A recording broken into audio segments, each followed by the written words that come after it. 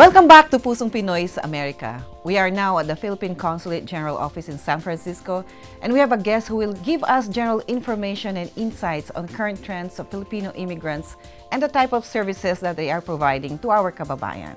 Please welcome Honorable Consul General Henry S. Bensurto Jr.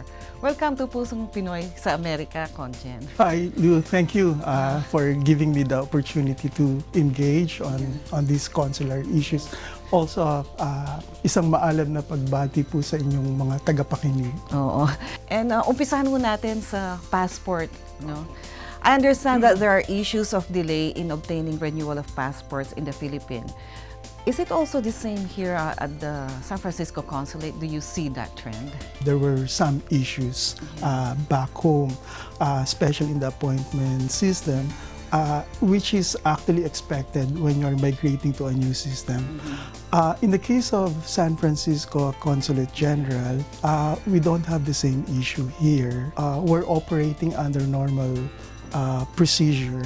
The usual processing time, which means from the time that you apply for a passport to the time that the passport is released, would normally on the average take something like 6 to 8 weeks. It is now required for the applicant to be personally present, to personally appear when he's applying for a passport, whether as a first-time applicant or as a renewal. The reason for this is because in the new setup of our passport, where we get the biometrics, they have to do actual fingerprinting, and that fingerprint actually is transformed into an electronic data, which is stored in the microchip that we put on the passport. We are aware that the coverage of our jurisdiction is so large, and we have Filipinos all the way from Alaska, Utah.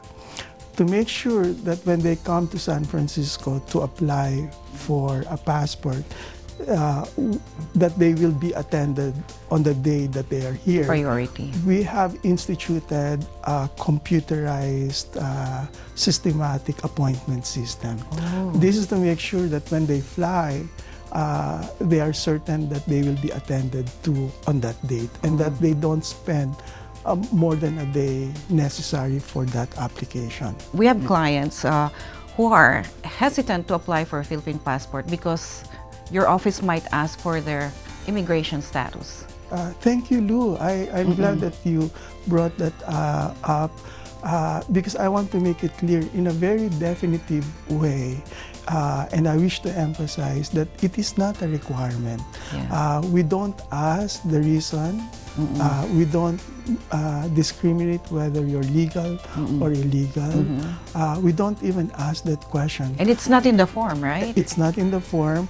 Our services is to all, regardless of age, sex, and status. Yeah. And we should be able to do that without discrimination. Okay. So please, don't get scared. We are your friends at the consulate, and we want you to be very comfortable with us. And my next question is, with the current U.S. restrictive policies on immigration, have you seen an increase in the number of Filipinos being detained by ICE? Not really. I looked at the figures and made comparisons. I didn't see any pattern or any surge in terms of the numbers, which I think is really good news. It is good news. And I must point out, however, that in terms of the number of notices of arrest, there is an uptick in the month of April.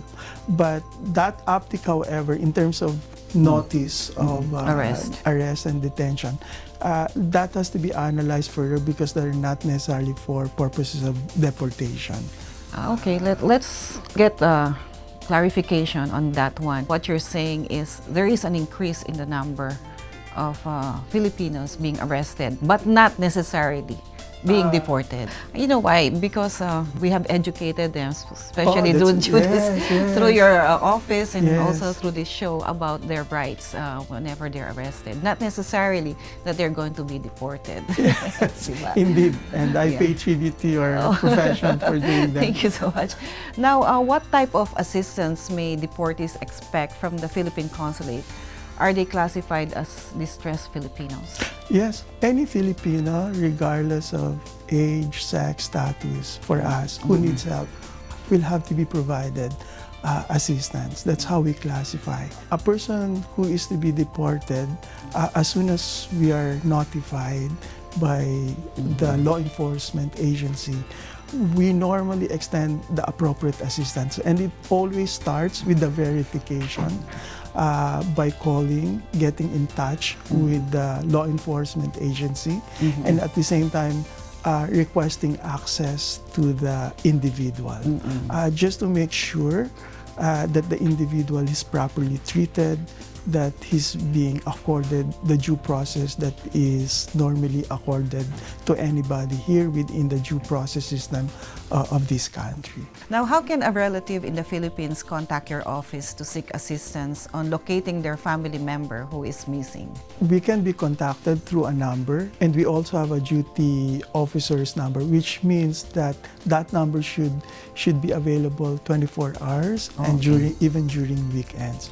We have also made ourselves available through the Facebook and email, Oh, that's good. just to make sure that we can be accessed. Yeah, or they can even, call you on the phone. So I think what you have discussed today is very valuable to our viewers. Is there anything else they need to know, our kababayans, about this issue? What is important is for all our kababayans to know their rights. And so it is incumbent and it's very necessary that you and every Filipino here should know what their rights are. Because under the system of the United States, even an accused really has rights under the due process system of this country. And when you know your rights, then you know what to do when you are in such a situation. And that's very important. The second point is, and I would like to emphasize this, is we are your friends. The various foreign service posts in the United States are here to help to the extent that they are allowed under the law. And so don't hesitate to reach us, to get in touch with us should you need our help. Thirdly, I would like to express our appreciation to the partnership that we have to the various advocacy groups, non-governmental organizations, lawyers like you, Lou. You're very modest in this, but I know what you have been doing in terms of our kababayan. It's very important because in this situation, we really need to help each other, and people should feel that they are not alone. Thank you for all the valuable information, Conjen, and I'm sure a lot of our viewers are more aware of the resources available. Magbabalik po ang Pusong Pinoy sa Amerika.